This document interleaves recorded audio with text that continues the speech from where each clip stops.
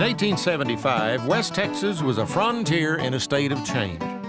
The previous decade had witnessed the removal of the Comanche Indians to reservations, the demise of the great herds of American bison and their replacement with hardy longhorn cattle, and the rise and fall of the independent cowboy.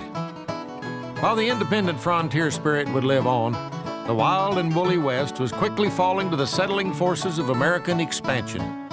By 1925, the frontier was gone forever, as industrialization and urbanization had transformed the wide open spaces of West Texas into an American heartland. This is a story told at Buffalo Gap Historic Village, where you can witness the story of the incredible changes that took place during the last 50 years of the western Texas frontier. Buffalo Gap was really the last of the communities in this region that was founded along traditional lines, meaning usually you located your town sites, your settlements, where there was available resources, wood, water, grazing, things that would be occurring naturally so that you could actually make a living. Buffalo Gap, Texas took its name from the geographic features that helped define the community. When the great southern buffalo herd roamed the West Texas prairie, they wintered in the Callahan Basin, entering into the region by way of a natural gap in the Callahan Divide. When the first white buffalo hunters began harvesting hides in the region, they named the pass Buffalo Gap, and over time, the name stuck. By 1875, the first white settlers had made their way to the area. Although you could not call the way they lived much of a permanent settlement, the first homes in the area were little more than a collection of dugouts, skin tents, and sod houses inhabited by migrant buffalo hunters, skinners, and hide traders, not much in the way of a civilized community. When the buffalo began to disappear, the region became attractive to more permanent residents. In a region where any rain was welcome, Elm Creek and the high water table that existed in the pass through the Callahan Divide made Buffalo Gap a magnet for civilization. Between 1875 and 1883, Buffalo Gap grew into a thriving community, boasting a school, general store, grocery stores, saloons, livery stables, and a drugstore. Its growth was boosted by the 1879 decision to lay out the boundary lines for Taylor County and make Buffalo Gap the county seat. That same year, construction began on the two-story sandstone structure that would be Taylor County's first courthouse. Towering over nearby homes and stores, the imposing structure was completed and opened for business in 1880. County prisoners were moved from Coleman City to Buffalo Gap in April 1880 and housed in the large holding cell on the second floor.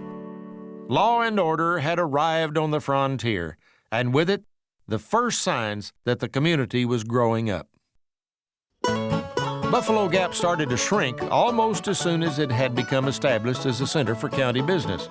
Although early settlers took shelter under the towering oaks that grew along the shores of Elm Creek, later arrivals to the area looked for something else: access to the rest of the nation. The Texas and Pacific Railroad, which reached the northern end of Taylor County in 1881, provided a cosmopolitan attraction and connection to the rest of the country that Buffalo Gap lacked. Abilene, established along the rail line following a railroad-sponsored land auction, soon emerged to challenge Buffalo Gap as the principal town in the county. 1883, it was time to decide where the county seat for Taylor County would be located. Now, it had always been in Buffalo Gap since the county was formed, but the people in Abilene had larger visions for the region, and they wanted that county seat moved to Abilene. So there was actually an election held, and of the 4 judges voting, 3 voted to move it from Buffalo Gap to Abilene, including the judge in Buffalo Gap, which made him decidedly unpopular. There was a welcoming committee, if you will, of local townspeople that wanted to come out and kind of set things straight with the judge, but the judge very wisely took the opportunity to leave town with his family. Not to be undone by this fact that he was not at home or in town, the local committee that had formed to talk it over with the judge, all well armed of course, decided to instead inflict their vengeance upon the judge's chickens. And they took every chicken he had, slaughtered them, and had a great big fried chicken feed on his lawn. Following a county-wide election in 1883, the county seat was moved to the north, and the original Taylor County Courthouse ceased to be the seat of local government. While the community of Buffalo Gap began to decline, the courthouse remained. After serving as a private residence for some time, the courthouse was purchased by local lawyers in 1956. The original founder of the Buffalo Gap Museum was Ernie Wilson. He was a lawyer down in these parts and was a man who was interested in preserving the history and heritage of the frontier in the Old West. And one of the things he did was he bought the original Taylor County Courthouse, which is really the cornerstone of our facility out here. Over time, the Courthouse Museum acquired an original log cabin from early Taylor County settlers, as well as home of Abilene's first marshal, both of which were moved to be in close proximity to the original courthouse. When the lawyer passed away in the early 1970s, the property was acquired by a local doctor who renamed the cluster of buildings the Buffalo Gap Historic Village. Lee Rohde is a doctor of long standing here in the community in Abilene. Lived in these parts for a while, bought the museum, and really as an effort to preserve all the things that Ernie had accumulated and had amassed, and to make sure that these buildings didn't fall apart and that the accumulated items, the artifacts, weren't scattered, weren't sold at antique stores, for instance. Over the next 20 years, he continued to add to the museum, gradually acquiring examples of regional architecture and historic artifacts that were in danger of being lost or destroyed. The village had nearly 20 structures and more than 20,000 artifacts by 1999. As the local doctor neared retirement, he contemplated selling the village. Others who saw the value of this local historic resource began looking for some way to save this regionally significant collection. 3 years earlier, the Grady McWhinney Research Foundation, located at nearby McMurray University, had been chartered with its primary mission being that of history education. In short order, the foundation's directors realized the continued value of the village not only as an historic attraction, but as an outdoor history laboratory for students enrolled at McMurray. With the aid of local historical interests, the McWhinney Foundation assumed ownership of the Buffalo Gap Historic Village and began developing its interpretation on a larger scale. With the foundation came this sort of new approach to it. Instead of it being just a destination for occasional tourists or a destination for an occasional school group, we wanted to make it a comprehensive element in the local heritage tourism and local education scene. History is a story of how people have lived and how the world has changed over time. Visitors to the Buffalo Gap Historic Village are now offered a glimpse into the past, looking in on how West Texans lived in 1883, 1904, and 1925. As they travel through time, they see the last 50 years of the Texas frontier, witnessing the process by which an unsettled frontier evolved into America's heartland. The village's story begins in 1883, the same year that the county seat was moved from Buffalo Gap to Abilene.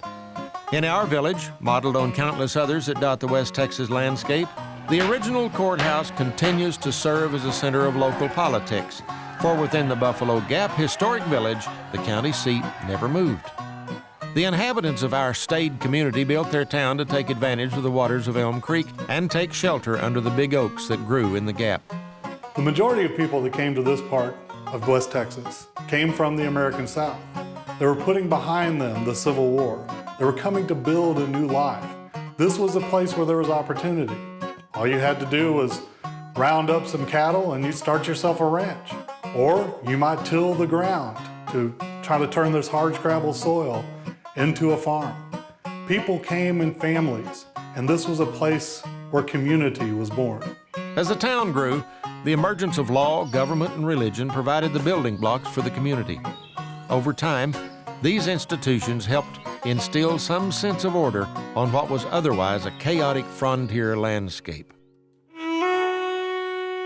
As you turn the corner, you skip over 2 decades and arrive in the year 1904, shortly after a spur line of the T&P Railroad had passed through our fictional community.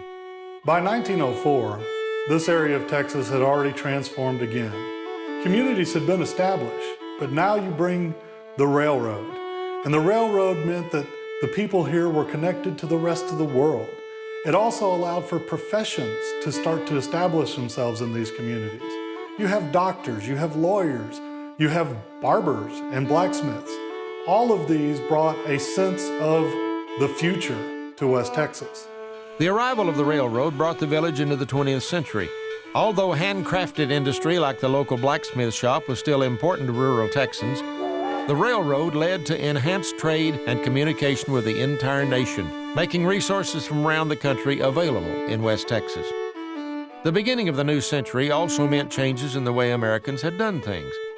Doctors, lawyers, and others who advocated progressive ideals began to establish their identity as professionals and began to be considered as such. Other progressives worked to make our world a safer place to live in. And although many could remember wilder days of cowboys and buffalo, more and more of the frontier was disappearing every day. By 1925, the forces that would truly bring the frontier era to an end, education, commerce, and the internal combustion engine, had arrived. Education would begin to serve as a great social leveling force, making it possible for anyone with an aptitude for learning to rise to greatness. The presence of banks and the widespread availability of capital made it possible for anyone to invest. Although the collapse of the Texas Depositors Insurance in 1925 hinted at the financial troubles that lingered just over the horizon.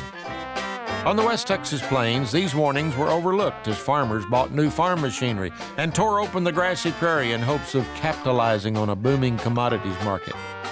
Hoping for a favorable return, they were always at the mercy of the West Texas environment. And as long as there was rain, all was well. Others took advantage of the machine in other forms, as Henry Ford's Model T now made increased transportation a possibility. Gone were the horse and buggy as the democratization of the automobile ushered in a new era in personal transportation. By 1925, the people of West Texas had made connections to the rest of the world that they would have never dreamed of before. Part of this is because of the internal combustion engine. Henry Ford's Model T and other manufacturers allowed them to have freedom, not to be tied just to the rails, but to go wherever they wanted.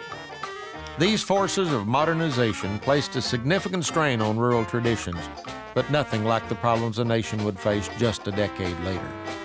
Modern ideas had reached West Texas, and with it, the frontier had finally ceased to exist.